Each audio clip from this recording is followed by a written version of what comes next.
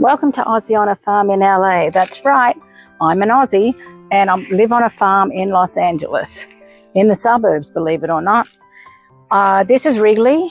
He's one of our main boys here. He was a rescue. This is why, because he's got this big injury here.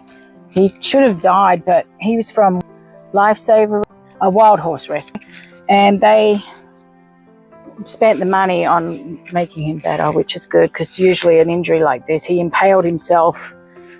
Usually an injury like that would be instant euthanasia. So it was pretty good that he didn't, and now we've got him. This is his retirement at our house here in Los Angeles. So what I wanted to speak about today is something that we all think about, and it's about aging. As you get older, you think about all the horrible things that, you start going, oh my God, the wrinkles, the saggy skin.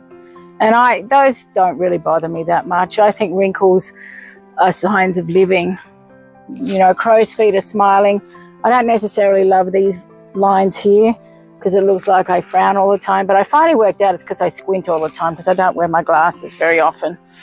Anyway, so there's that, and then there's also the aches and pains and all the health issues, and a lot of those can be helped. Like my heart attack, I probably should have been eating better, not stressing, losing weight obviously, and not stressing so much, which I am focusing on now. But that's, there are other parts of aging that suck, but the real thing that really bothers me, and it always has since I turned about 40, is losing people. Now, grief is a really interesting beast. Not you, you're not a beast, because it's something we all go through, yet there's so many different ways to go through it. Everyone's individual yet again.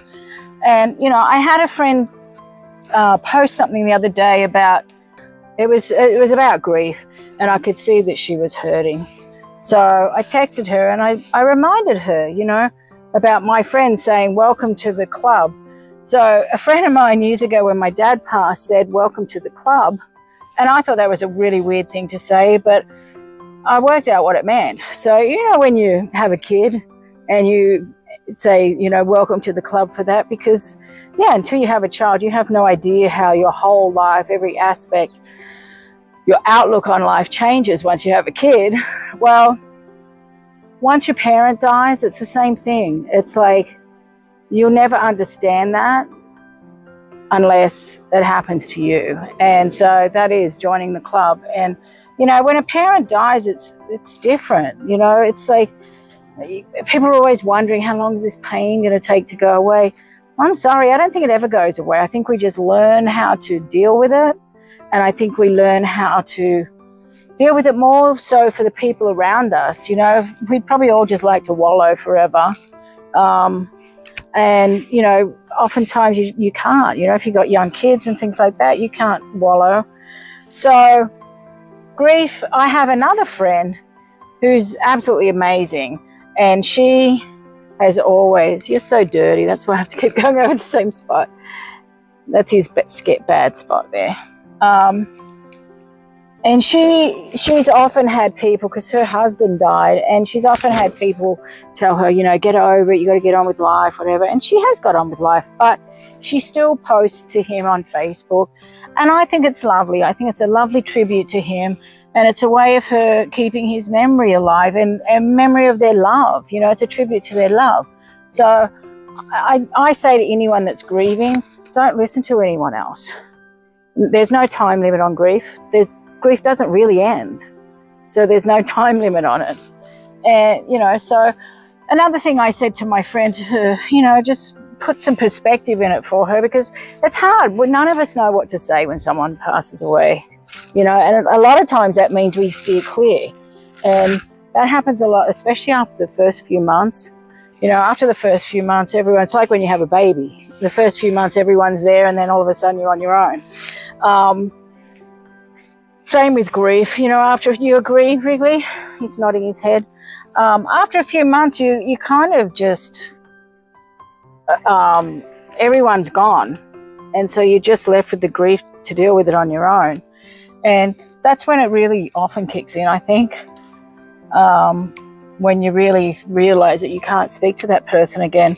So one thing I brought up with my friend is DNA. So, you know, they say, oh, I can feel them around me, or they live on in you. That's all related to our DNA. They've proven that DNA carries on not just physical traits. Like they're now saying, the research is saying that that the trauma is passed on. So they've noticed that studying people from Auschwitz and, you know, the Jewish community that went through the World War II and all the atrocities, and that trauma, you know, has carried through in their DNA. So they're looking at that through, you know, grandkids even. So when you think about when your parent dies, they're still in you. You know, you feel like a part of you's died because that DNA bond is so strong. And you've still got their DNA inside you, and your children have their DNA inside you. So that makes it extra special. So, you know, what I want to just say is, you know, grieve how you want.